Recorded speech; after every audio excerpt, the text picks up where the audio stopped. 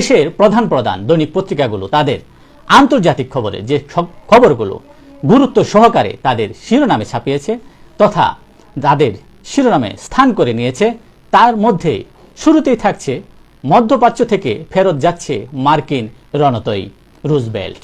Iran ও তার মিত্রদের সম্ভাব্য হামলা থেকে ইসরায়েল ও মার্কিন ঘাঁটিগুলোর নিরাপত্তা দিতেই মধ্যপ্রাচ্যের সামরিক উপস্থিতি বাড়িয়েছিল বাইডেন প্রশাসন। জেলেনস্কির সাথে আগামী মাসের মধ্যে বৈঠক হতে পারে চীনা প্রেসিডেন্ট শি জিনপিংয়ের। আগামী মাসের মধ্যে দুজনের বৈঠক হওয়ার সম্ভাবনা রয়েছে। রুশ হামলায় বিদ্যুৎ বিচ্ছিন্ন ইউক্রেনীয় শহর, আহত 14 কর্মী।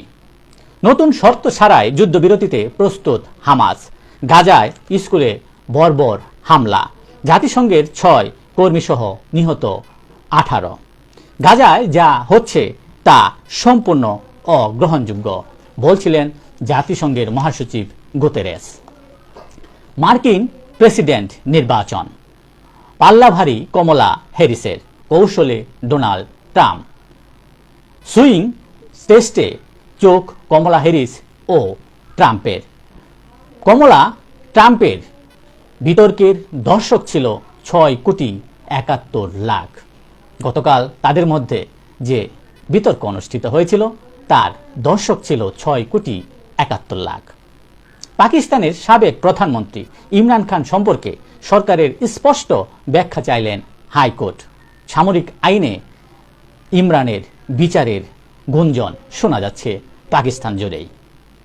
ভারতের কলকাতায় নারী চিকিৎসক ধর্ষণ ও হত্যার ঘটনায় মুখ্যমন্ত্রী মমতা ব্যানার্জি জুনিয়র চিকিৎসকদের সাথে এক বৈঠকের ডাক দেন, কিন্তু জুনিয়র চিকিৎসকরা পুরো বৈঠকের স্বচ্ছতার জন্য পুরো বৈঠকটি টিভি চ্যানেলে সরাসরি প্রচারের দাবি করায় সরকারের পক্ষ থেকে তা কোনোভাবেই সম্ভব নয় বলে নাকচ করে দেয়। আর এতেই মমতা বন্দ্যোপাধ্যায় এবং জুনিয়র চিকিৎসকদের বৈঠক অনিশ্চিত তথা বন্ডল হয়ে যায়।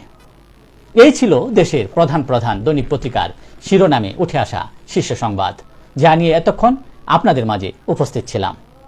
আশা করি আপনাদের ভালোই লেগেছে।